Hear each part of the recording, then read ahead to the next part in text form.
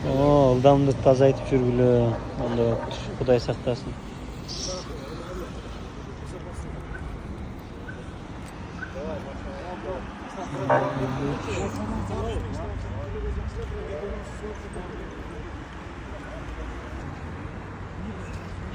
Кудай сактасын.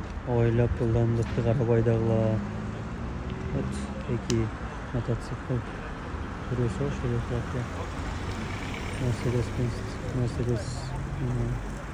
Мерседестің екі ешігі жетті.